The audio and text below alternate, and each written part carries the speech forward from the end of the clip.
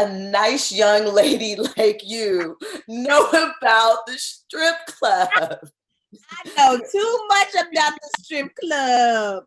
Ain't What that a made you want to decide to write about the life and culture surrounding strip clubs? Absolutely. So I'm from Memphis, Tennessee. So I'm a Southern gal through and through. And what's very surprising to people is that, going to strip clubs is part of your coming of age. Like there's so many celebrations that happen at the club. It's like this amazing social hub full of activity and colliding with friends and sometimes even family.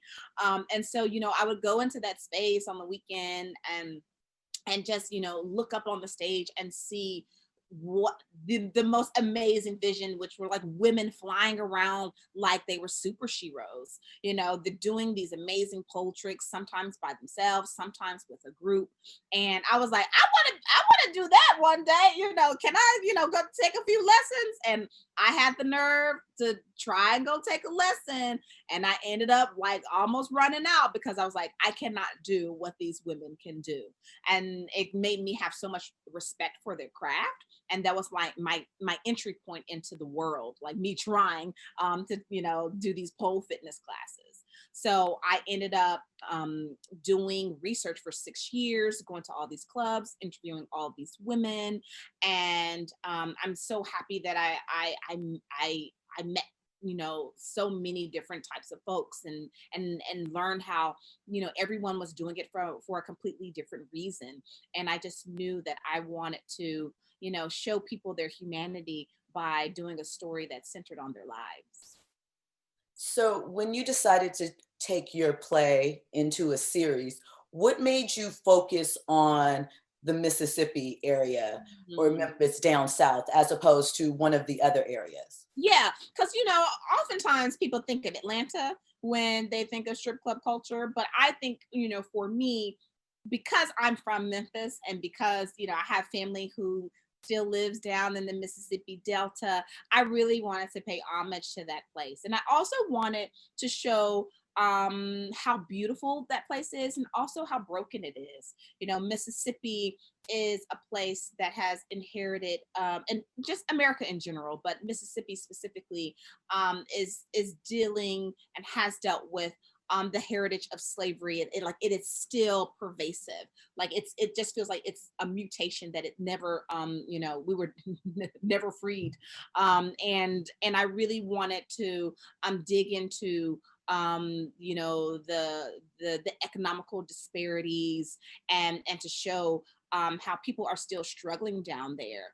And the club has been a financial stepping stone for a lot of people who are living at this intersection of race, class, and gender. And so the show, even beyond the strip club, really goes into the economics of poverty, particularly in Mississippi. So, you mentioned how you spent 6 years traveling around to various strip clubs. Can you tell me a little bit about what is the difference regionally between the strip clubs, like between LA, Miami, Atlanta, and Memphis? Absolutely. I feel like up north there tends to be a kind of corporate um uh structure that is imposed upon strip clubs. I think of the Hustlers movie, which I really felt was a great visual articulation of that, how you have these Wall Street cats coming in, the women were able to scam them by figuring out how to skim their cards and whatnot. I feel like there are more rules in northern strip clubs, but I also feel like it's less of a show. It doesn't feel as much as of a theatrical experience versus down south, where places like King of Diamonds, which no longer exists right now, but Magic City still exists. Black Diamonds in Jackson, Mississippi still exists. Like these places give you shows. Like these women are just serving up a fantastical, whimsical experience. When people have that image of dollars raining down, it's Southern strip clubs that serve up that type of experience. And it's so interesting because the South, the Deep South, is a place that is heavily influenced by the church, very conservative. I always say we control by the two B's, the Bible and the bullet. And so, growing up in a culture that where there's kind of like this high moral ground that people kind of walk around with, the fact that there's these clubs that exist, it creates this interesting tension, because people know, like, I shouldn't be going to that club because I gotta go to church in the morning, but the pastor won't be too mad at me if I like go step in a little late. It's this very interesting line that exists down there. It's almost like, because it's so conservative, it makes you want to participate in the strip club culture a little bit, even more. Or Um, release. yeah, like, and then there's less rules, and I feel like the women are a little bit more naked than they are up north and even in LA. But yeah, I would say those are kind of the major differences between northern strip club culture and southern strip club culture. So when you were picking the characters to highlight in this story, what attracted you to a Mercedes and Autumn and Autumn, all of the characters? What made you want to write and share their stories? Well, they're based on all of the women that I've met over the years. I took a little inspiration from this one, a little inspiration from that one. I say that, there's hundreds of Mercedes, because that's a very popular stripper name. And so, she is a daughter of all those women. But at the end of the day, even though there are these real life inspirations, there's a story that we wanted to tell. There was a story of survival, a story of transformation, a story of resilience. And I feel like all the women in the show, really, their stories reflect those themes really loudly. So, as the audience is going on this journey, what do you want them to take away from it and learn from these stories? I want people in the audience to see themselves in these women. These women have been marginalized, dehumanized, made to feel voiceless.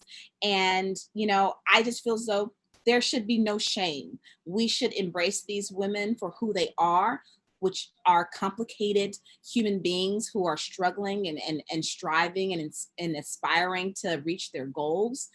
They're our daughters, they're our sisters, they're mothers, and their story is worthy of being told.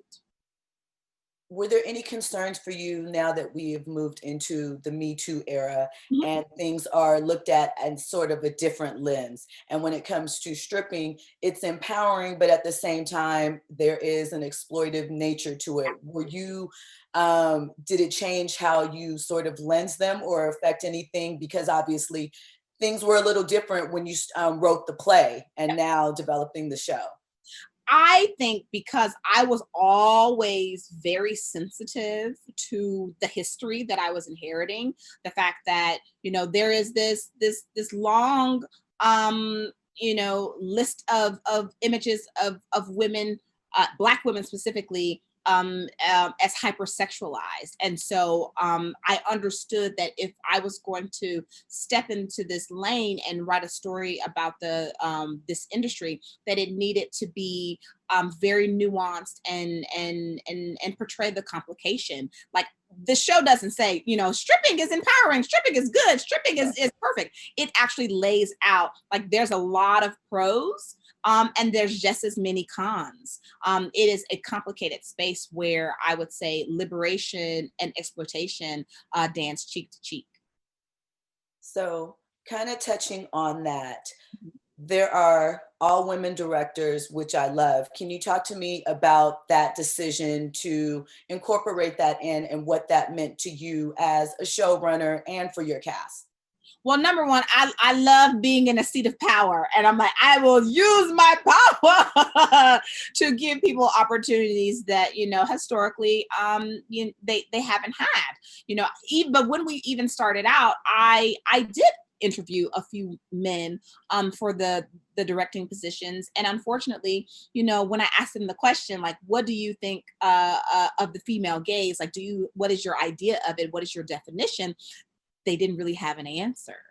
And so I was really inspired by the women who had already started delving into that in their own work and came to the table with like these fresh ideas as to how we were going to make this show unique and honest and just sexy, but from a female perspective. We talked a lot about camera work and how we were going to, use lensing that showed that we appreciated a woman's body, but it wasn't ever really about how she looked. It was about what she was experiencing, what she was going through. And so I really, really lucked out with this amazing slate. I mean, it's just phenomenal. I get giddy over the work that we were able to accomplish during production with these women.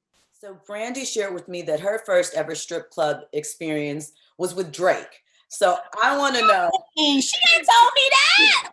Well, when she was dancing on tour, she was on tour, I think she said, with Drake and Lil Wayne, and they went to the strip club. So I want to know what your first strip club experience was like.